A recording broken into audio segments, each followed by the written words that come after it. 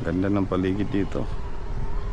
Makikita nyo guys, wala akong helmet kasi lumabas lang ako dito sa village namin. Sandali lang to. Napakalapit lang ito, mga 500 meters itong kalsada na to. Yan. Install natin. Try natin itakbo.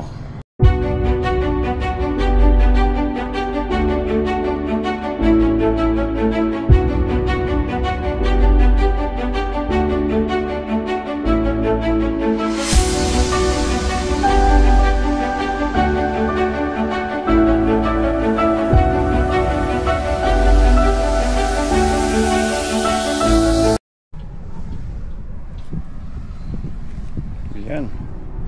Good afternoon guys. Ito update lang natin yung ADB natin. Kabit tayo dito ng Insta360 na mounting. Dito ito pang cellphone, ito pang GoPro. Medyo madungis to, so ginagamit ko sa bundok din to, sa trail. Ito yung cover dito.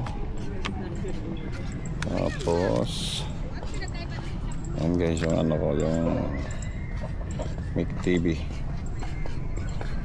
Ito yung upgrade nito. Ito yung Motowolf.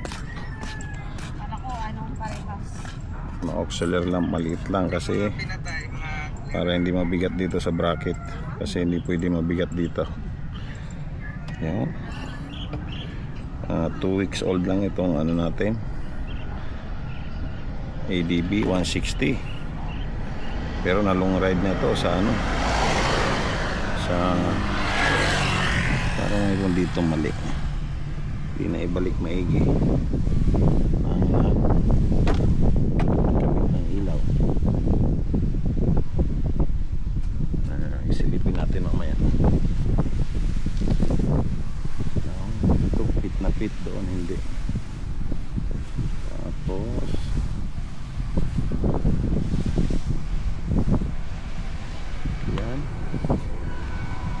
dito may protection tayo dyan sa engine protection, kasi may nabubutas, may nakikita ko sa online na nabubutas. Okay, ito top box, ready for Philippine look na ito. Ito bago, grab bar, direksyon ng ano, bracket top box. Ito nakas ano na ako, flat seat. Yan. Okay. Ano pang kulang?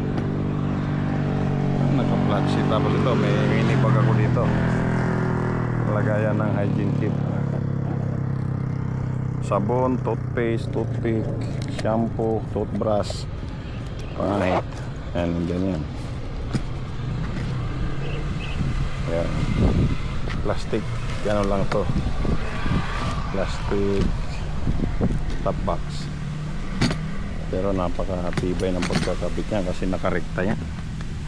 Ayan o, nakatornilyo 4. Hindi ko na ginamitan yung ano niya, yung mounting niya.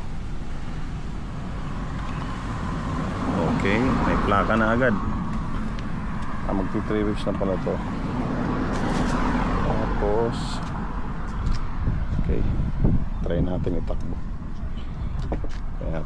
Tapos ito dito yung sekreto, mayroon ditong nag-i-issue na ano eh, hindi daw mag-on. Ang sekreto dito sa pag-on lang naman, isang press down, push, turn right, ayan, mag-on na siya.